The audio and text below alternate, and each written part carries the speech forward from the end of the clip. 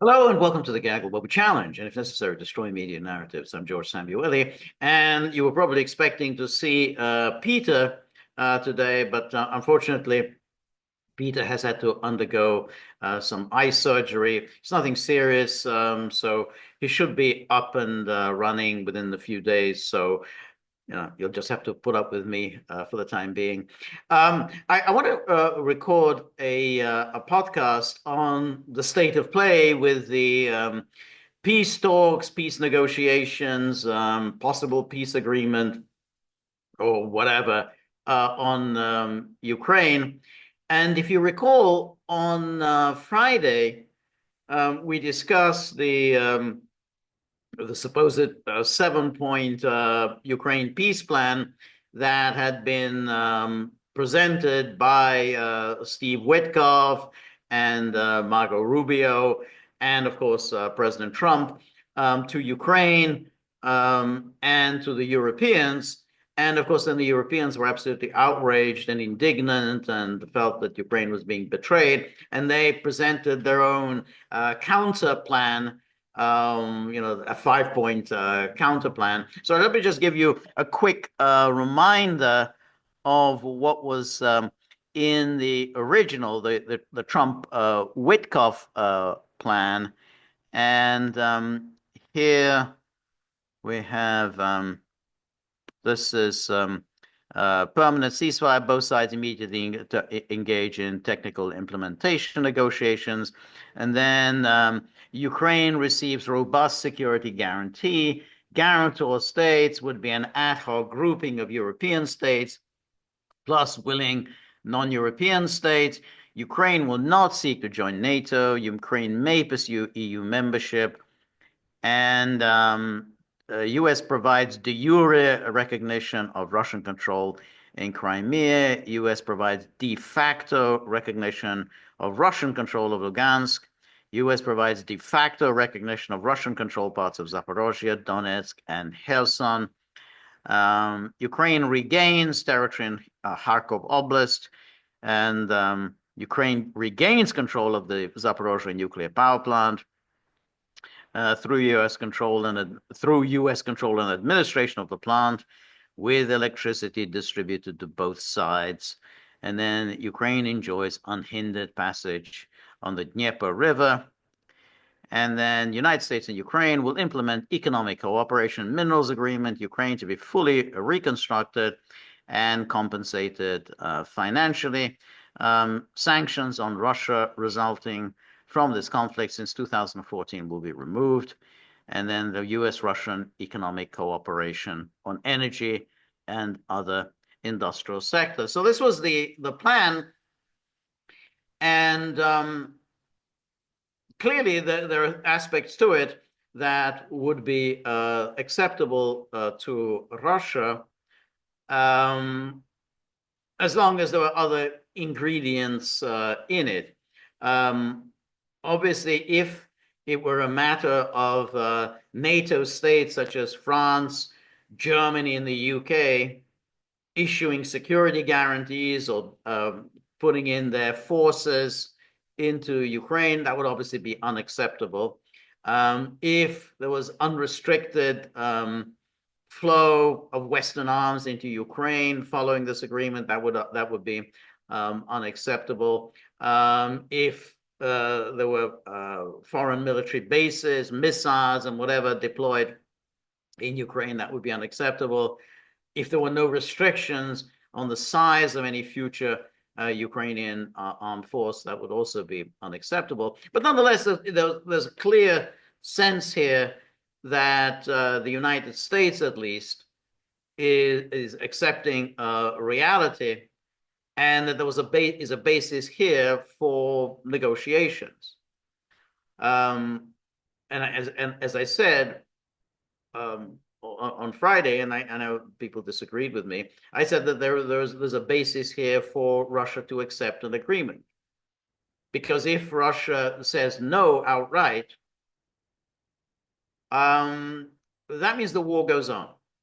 And the war goes on under unfavorable circumstances, because now the United States and the European Union would be united on behalf of Ukraine. Trump will have concluded that it's Russia that is the obstacle to any peace deal, and therefore Trump will double down and send in ever more military assistance to Ukraine, which means that the war not only goes on, but goes on in even more difficult circumstances for Russia. It's been going on for more than 3 years, and in another 3 years just doesn't seem to be a good investment of Russia's time, energy, and resources. So that's why that was my view, that there's the basis here. This is as it stands, the deal is not acceptable to Russia, but it could be the basis for an agreement. Now, Ukraine and its European enablers obviously were very unhappy about this, because it meant American de jure recognition of Crimea and American de facto recognition that large chunks of Ukrainian territory are now lost, and essentially that the Americans think that NATO membership is just off the table. There's nothing further to talk about. So as far as the Europeans goes, is that, hey, well, we got to keep the war going, and we can't possibly just stop. We got to keep putting forward our maximalist demand, something like, Russia withdraws from all Ukrainian territory, and so on. So that, clearly ridiculous. And the problem, of course, for the Europeans and Ukraine is that if they put forward these maximalist demands, then Trump gets to conclude that the problem is Ukraine and its European enablers, not Russia. And therefore, that's likely to induce Trump to walk away from Ukraine. So that's the dilemma for Ukraine and its supporters, that if they put forward the maximalist demand, which they obviously believe it, they want to continue with the war and continue with its the aspiration of pushing Russia out of Ukraine, then essentially Trump says, look, this is completely unrealistic, and there's no reason why we in the United States should continue pursuing this conflict. So after this, so this is the 5-point plan. This is a 7-point plan, rather, that the Americans put forward. Then the Europeans put forward the 5-point plan, and now this is Boris Johnson, one of the worst scumbags. Is probably too gentle and too humorous a word to describe him. The man was instrumental in sabotaging an almost achieved agreement in April of 2022, and says Putin indiscriminately. He sent this out, in response to this Trump-Witkoff plan. Putin indiscriminately butchers more Ukrainian civilians, killing and injuring 100 in Kiev, including children. And what is his reward under the latest peace proposals? The right to keep sovereign Ukrainian territory he has taken by violence and in breach of international law. The right to control Ukraine's destiny by forbidding NATO membership. Notice Johnson is still advocating here NATO membership.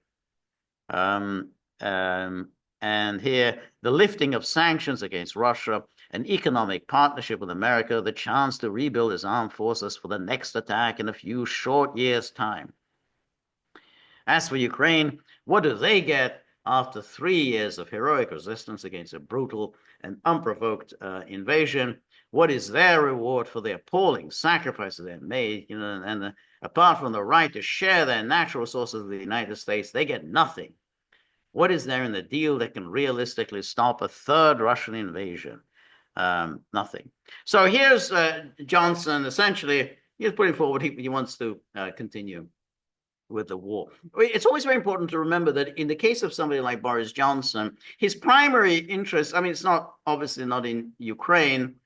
It certainly isn't even in the welfare of the British people, even though he had been prime minister.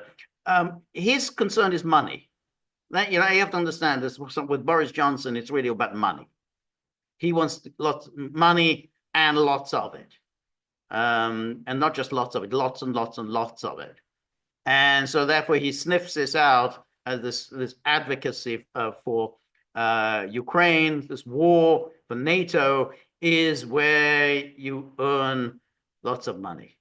And that's his only concern.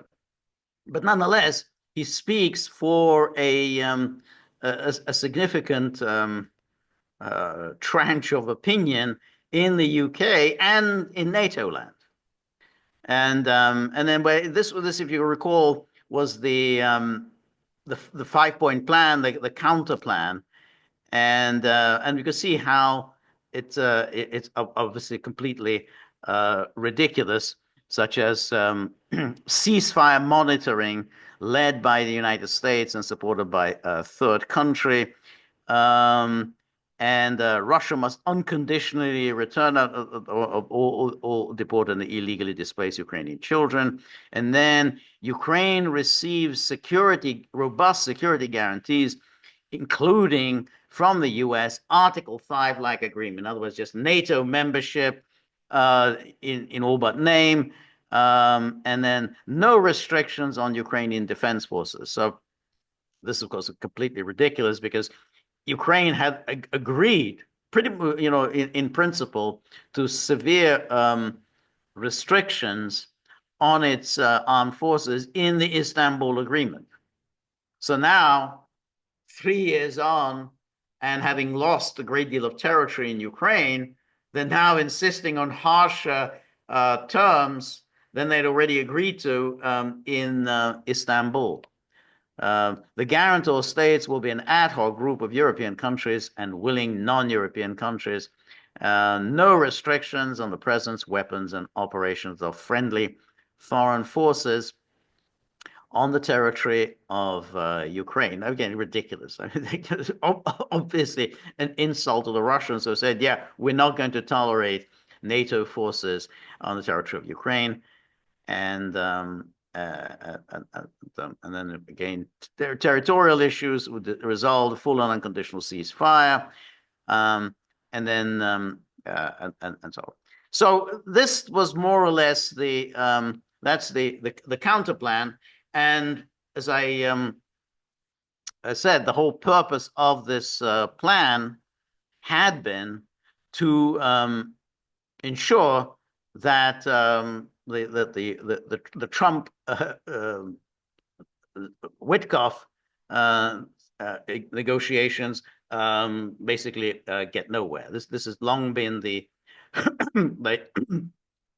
the plan of the Europeans, and clearly this has been their concern for a long time.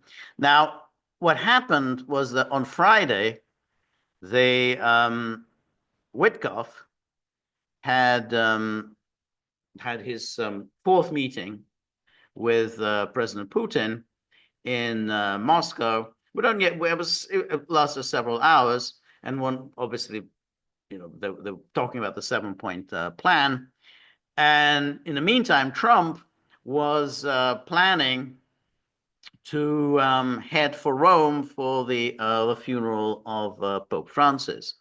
And on his way out the door, Trump sent out a truth, and this is the truth. Oh, so he just landed in Rome, and a good day in talks and meetings with Russia and Ukraine. So the good day clearly was the Putin-Witkoff meeting. They are very close to a deal, and the two sides should now meet at very high levels to finish it off. So Trump's amazing optimism is strange, because we've got the two sides we got the Trump-Witkoff plan, and then the Ukraine NATO plan, which they seem quite far apart. And as I said, even the Trump-Witkoff plan is far from meeting all of Russia's most important goals. And I'm not even talking about the taking all of the territory of the three oblasts, Kherson, Donetsk, and Zaporozhye. That may be something that Russia can negotiate, but no restriction on the size of the Ukrainian armed forces, the presence of NATO forces on Ukrainian territory. I mean, that I think is not negotiable for Russia. Anyway, so two sides should now meet at very high levels to finish it off. Most of the major points are agreed to, really. Stop the bloodshed now. We will be wherever is necessary to help facilitate the end to this cruel and senseless war. And so that was, again, reasonably optimistic. And then on Saturday, Trump met with Zelensky in St. Peter's Basilica. It was a short meeting, only about 15 minutes. And this is the meeting. And then Trump sent out this very long truth in which he, first of all, lashes out, as is his wont, against the New York Times. And it says that no matter what deal I make with respect to Russia, Ukraine, no matter how good it is, even if it's the greatest deal ever made, the failing New York Times will speak badly of it. Little Peter Baker, he's the chief Washington correspondent, the very biased and untalented writer for the Times, followed his editor's demands and wrote that Ukraine should get back territory, including, I suppose, Crimea, and other ridiculous requests. Again, this is, it says Crimea is a ridiculous request. In order to stop the killing, that is worse than anything since World War II. Why doesn't this lightweight reporter say that it was Obama who made it possible for Russia to steal Crimea from Ukraine without even a shot being fired? It was also little Peter who wrote an absolutely fawning yet terribly written biography on Obama. It was a joke. Did Baker even ever criticize the Obama Crimea giveaway? No, not once, only Trump, and I've had nothing to do with this stupid war other than early on when I gave Ukraine javelins and Obama gave them sheets. Now, it's kind of interesting. This is an obsession of Trump's to talk about what Obama did or didn't do over Crimea.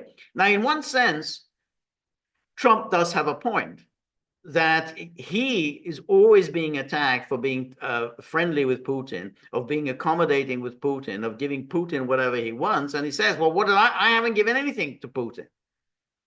If anyone gave anything to Putin, it was Obama. It was Obama who did nothing at the time of the reincorporation of Crimea into Russia. He says to steal Crimea.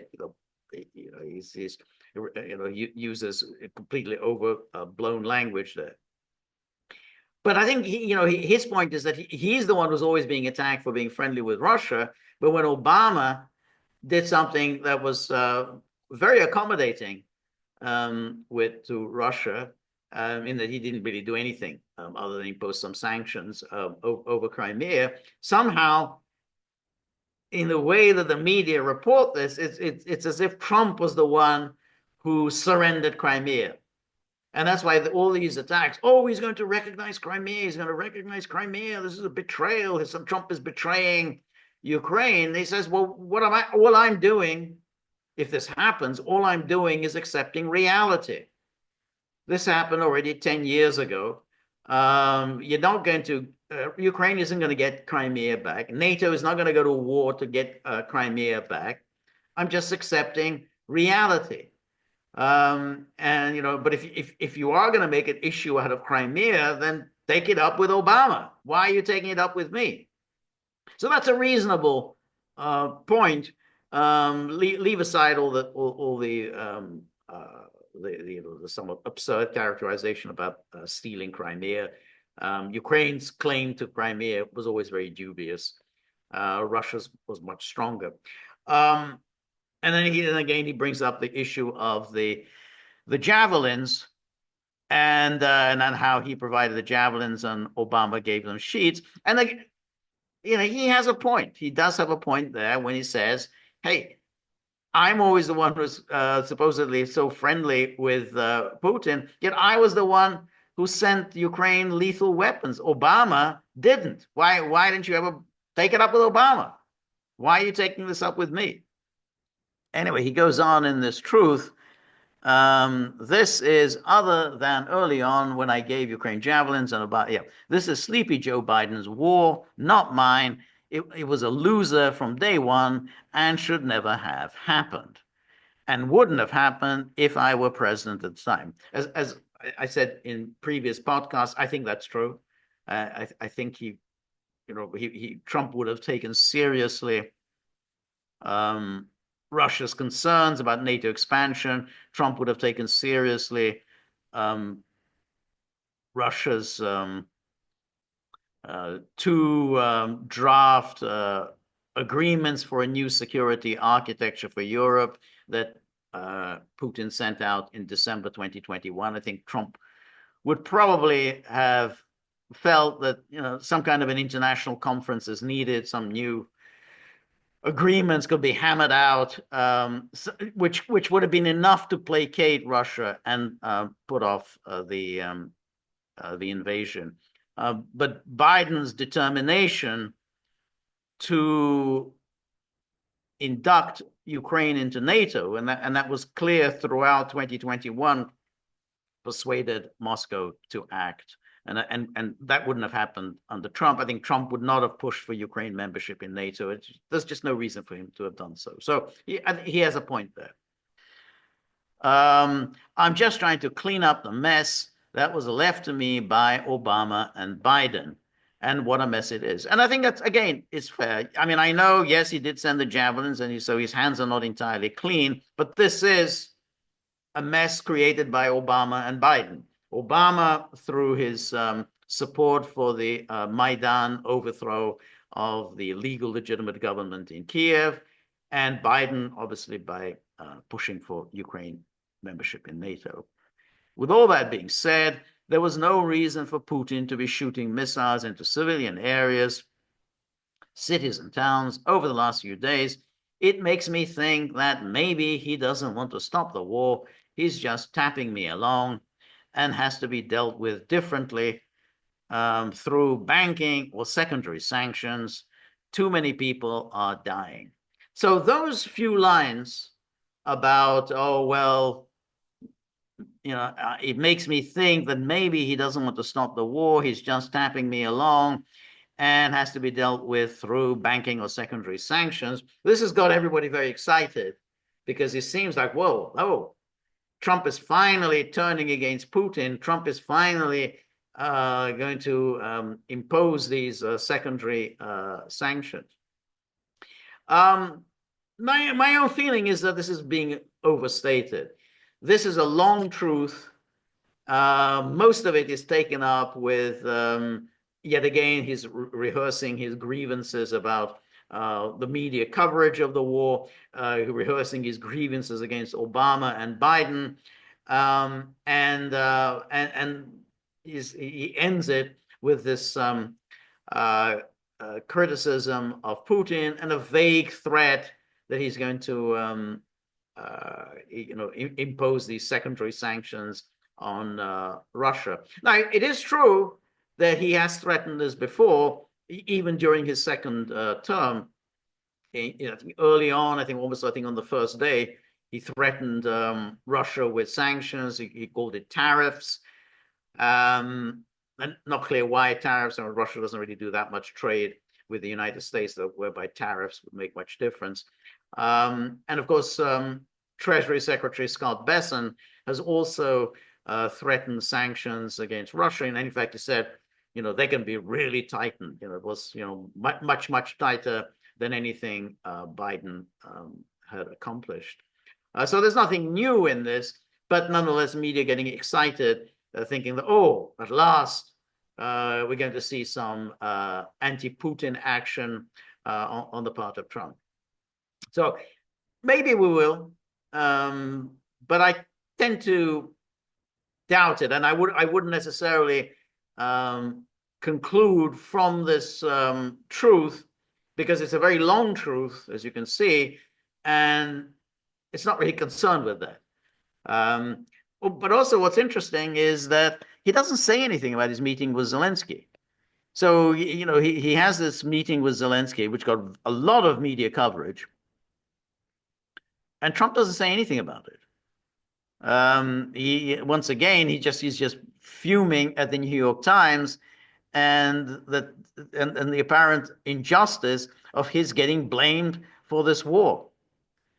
Fair points, but I don't necessarily think that this indicates that he's about to turn on Russia. But Zelensky did tweet out after the Trump meeting and said, "Good meeting. We discussed a lot one-on-one, hoping for results on everything we covered, protecting lives of our people, full and unconditional ceasefire, reliable and lasting peace that will prevent another war from breaking out. Very symbolic meeting that has potential to become historic if we achieve joint results."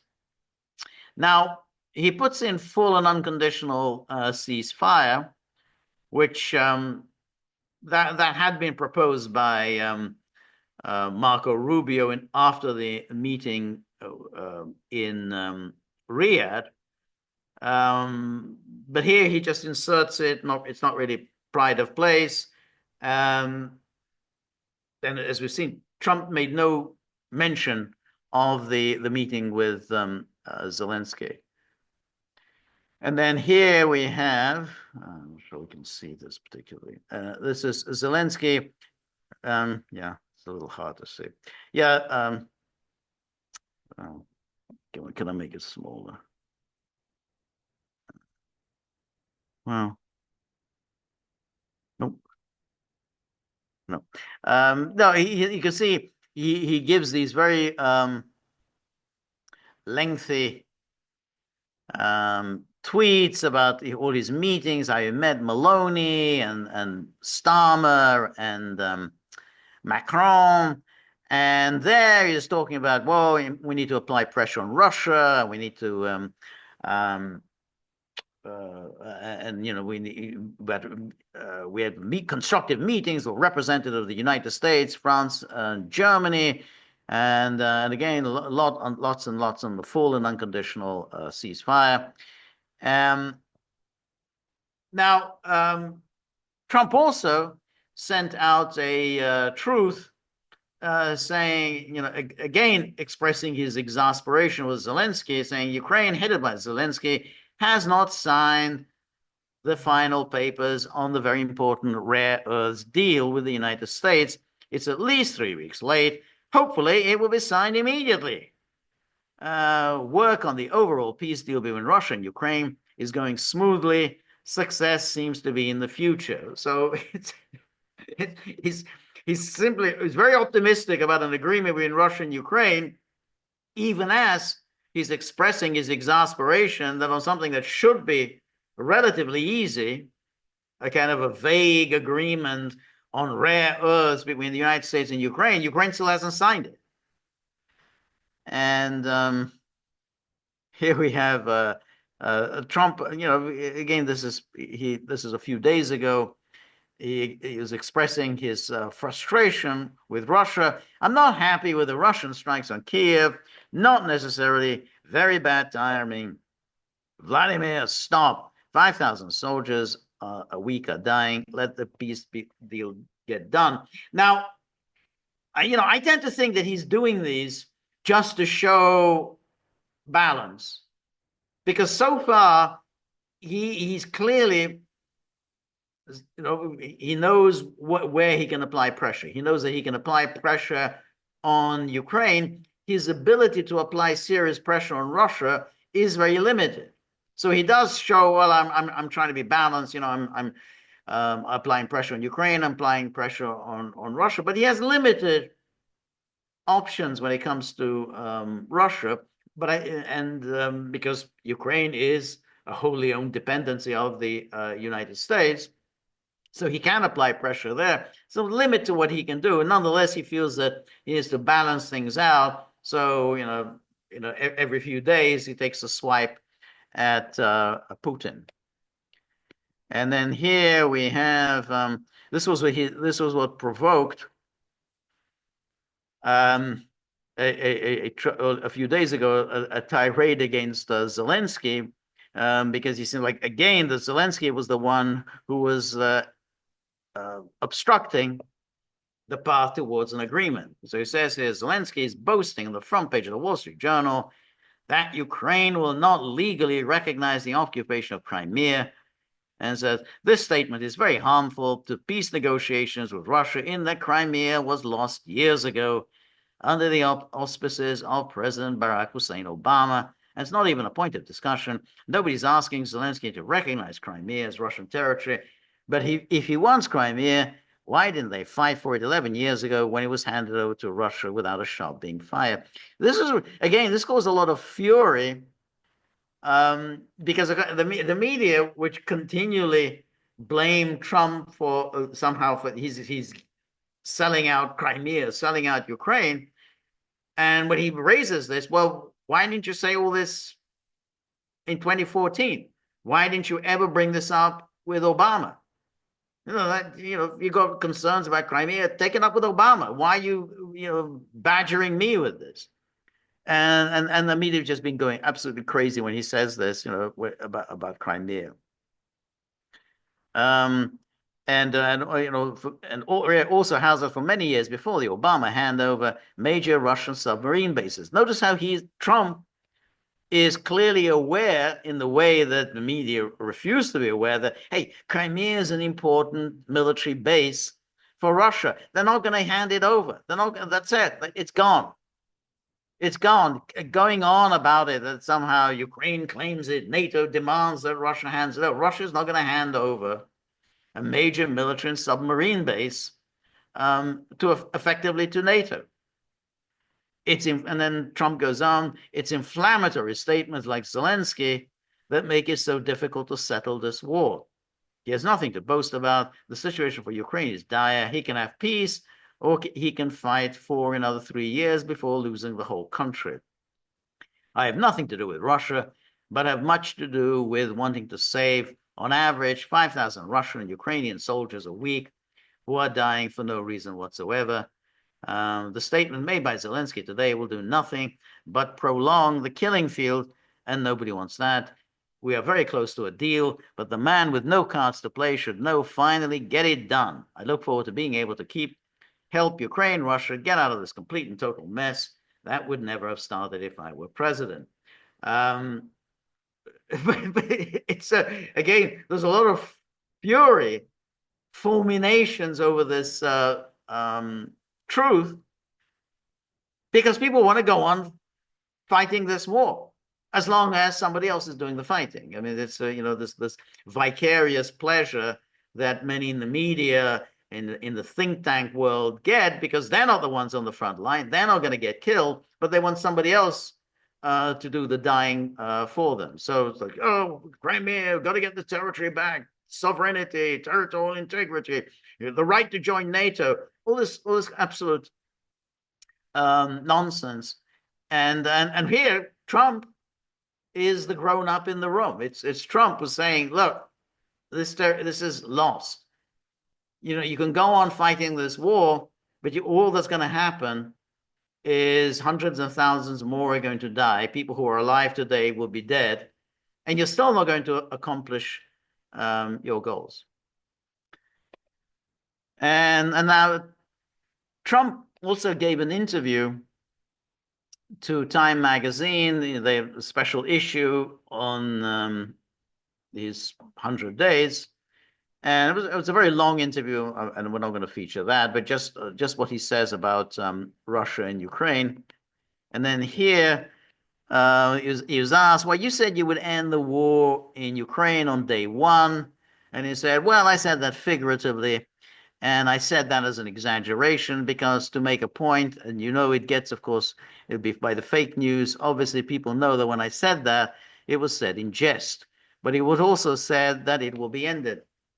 This is, I think, very important that people know, people instinctively know that Trump doesn't mean things literally. The media, when they write about Trump, always take it as if Trump means something literally. But ordinary people understand he's not saying this literally. He didn't, nobody really believes he's going to end it in one day. A complicated war that's been going on now for 3 years is not going to be ended in one day.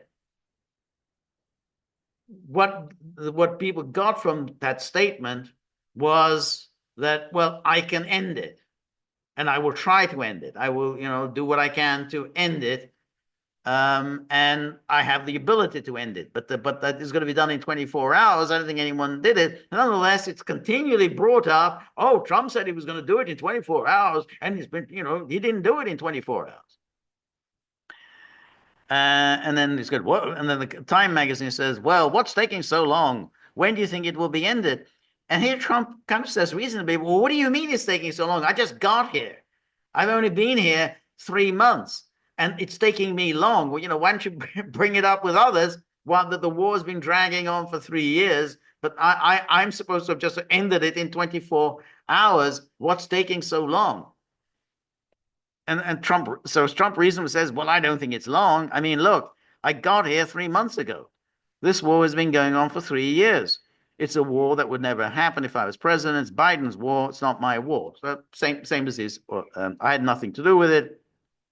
It would never have. I would never have had this war. Now, so then goes on. Do you think peace is still possible if Putin is president? And then he says, well, I think peace is possible. He says, you say if Putin is still president? So, yeah, if Putin is president, can there be peace if Putin is president of Russia? This is, again, typical brainless journalism, Time magazine, and everywhere throughout, in that everything is always personalized. It's Putin, Putin, Putin, Putin, Putin, Putin, Putin. They're not able ever to talk about Russia, the Russian state, the Russian government, the Russian people, the Russian economy, the Russian military, the Russian industry, the Russian government, the Russian ruling elite. Everything is whittled down to Putin. Everything, Putin this, Putin that, Putin, Putin. And of course, it's completely mindless. And as long as you make it about Putin, then you're never going to settle this because you're never going to understand what interests and what concerns on Russia's part are the cause of this war. And just it says that you'll always come to this wrong conclusion that if only Putin disappeared from the scene, then everything would be great. And then says, yeah, if Putin is president, can there be peace if Putin is president of Russia? I think with me as president, there's possible, it's very possible. If somebody else is president, no chance. Well, this was said, of course, it's typical Trumpian bluster. But as we discussed on Friday, that clip of the interview with Sergei Lavrov on Face the Nation, he says pretty much that. It's only Trump would be capable of delivering an agreement. No other political figure would be able to do it. And then says, if Putin can make peace. So this is now, this is the third time the Time magazine guy is asking this question. Third time he's bringing up, if Putin can make peace. Oh, well, it's Putin. Why? There's no point in negotiating with Putin. Yeah, I think Putin will. I think Putin would rather do it in a different way. I think he'd rather go and take the whole thing. And I think that because of me, I believe I'm the only one that can get this thing negotiated. And I think we're a long way. We've had a lot of good talks, and I think we're getting the deal. We're getting very close to a deal. And I don't believe anybody else would have made that deal. And then, do you believe peace is possible if Zelensky is still president of Ukraine? Yeah, I do. He's president now, and I think we're going to make a deal. Then the question is, well, should Ukraine give up hope of ever joining NATO? And then Trump said, well, I don't think they'll ever be able to join NATO. I think that's been from day one. I think that's been, I think what caused the war to start when they started talking about joining NATO. If that weren't brought up, there would have been a much better chance that it wouldn't have started. I think that's reasonable, and really, well, it's hard to argue with that. That was the cause of the war. NATO itself has admitted. Jens Stoltenberg, the former NATO Secretary General, admitted that that was the cause of the war. And he gloatingly put it, Mr. Putin wanted less NATO, now he's got more NATO. So he basically accepted it. Yeah, that was the cause of the war. It had nothing to do with taking territory. It was NATO. And then question, should Crimea go to the Russians? Should they get to keep Crimea? And Trump says, well, Crimea went to the Russians. It was handed to them by Barack Hussein Obama, not by me. With that being said, will they be able to get it back? They've had their Russians, they had their submarines there for long before any period that we're talking about for many years. The people speak largely Russian in Crimea, but this was given by Obama. This wasn't given by Trump. Would it have been taken from me like it was taken from Obama? No, it wouldn't have happened. Crimea, if I were president, it would not have been taken. Well, let's remember the history of it is that Russia hadn't really done anything about Crimea. It was an anomaly that Ukraine, at the time of the dissolution of the USSR, walked off with Crimea. It was never even negotiated. It was the termination of USSR in 1991 at the Belovesh Accords was so abrupt that Russia just simply forewent negotiation of matters that should have been negotiated, such as Crimea. So it was a fluke of history that Ukraine got to walk off with Crimea when it had no real legal right to it, other than that it had been assigned to Crimea to Ukraine by Khrushchev in 1954 under circumstances of dubious legality. But since the dissolution of the USSR had no real legality or constitutional viability, then the least that should have been done in 1991 or subsequently was a referendum held in Crimea to determine where the Crimeans wanted to be. Do they want to be part of Ukraine, or do they want to be a part of Russia? Whenever the issue of a referendum in Crimea came up, Ukraine not only flatly rejected having a referendum, it threatened force. It threatened to use force against the Crimeans if they attempted to hold a referendum. So, but Russia didn't really do anything until the Maidan coup, when a very hostile anti-Russian regime illegally seized power, and then Russia began to see a threat to its position in Crimea from this Russopovic regime that seized power in Kiev. And that's when they decided that the Crimean situation needed to be resolved once and for all. So Trump may or may not know this history, but his point is that, look, it's an important military submarine base. Russia is not going to give it up.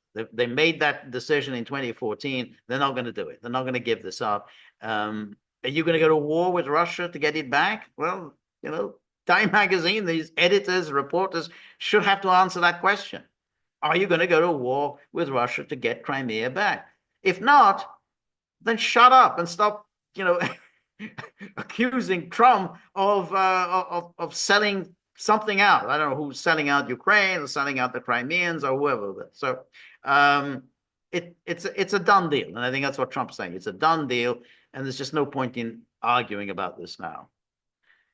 And then finally, would it have been acceptable to you in a deal if Crimea and the 4 other regions that Russia has taken from Ukraine would be folded into Russia under a final accommodation? And it says, if Crimea will stay with Russia, we have only to talk about Crimea because that's the only one that gets mentioned. Crimea will stay with Russia, and Zelensky understands that, and everybody understands that. That's been with them for a long time. It's with them long before Trump came along. Again, this is Obama's war. This is a war that should never have happened. I call it a war that should never have happened. So, if we look at these comments that Trump has made, and this is where there's the consistency. That's why I don't take seriously when he's talking about imposing sanctions on Russia. I'm getting tired of Putin and everything else. I don't think that's where he's going. I think he wants to end this war. I think he sees a basic outline of what a deal should be. I think he meets clearly some of Russia's objectives. He meets some of Ukraine's objectives. I mean, Ukraine still gets to keep 80% of its territory. It won't be able to field whatever armed forces it wants. It won't be able to field foreign military bases. It won't be able to just keep importing masses and masses of Western armaments. But it would get something. It gets 80% of its territory, probably gets its own government. Zelensky or somebody very similar to Zelensky will carry on. And NATO membership will be off the table. Not all of the territory of the oblasts will be incorporated within the Russian Federation. Something like that. This is what Trump is thinking. Thinks that this is not a bad deal. And the people who are criticizing Trump really have no answer to the question, well, what's your plan?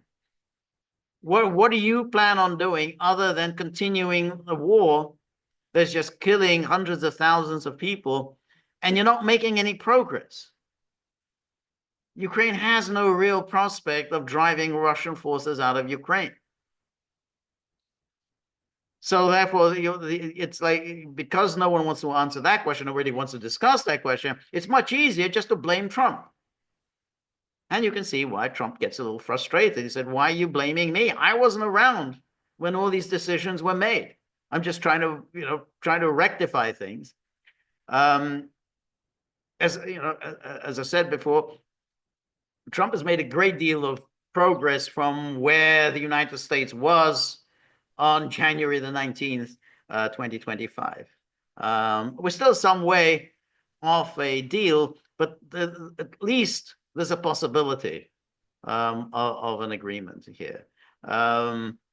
If this fails, then the war goes on, and it's unlikely that we're going to be anywhere close to any kind of a deal anytime in the future. This is the best possible deal ever since Istanbul 3 years ago, and it'd be a shame if this opportunity was lost. Anyway, those are my thoughts for Sunday. Thank you very much for joining me. And remember, if you like the gaggle, please like, share, and subscribe. See you soon. Bye-bye.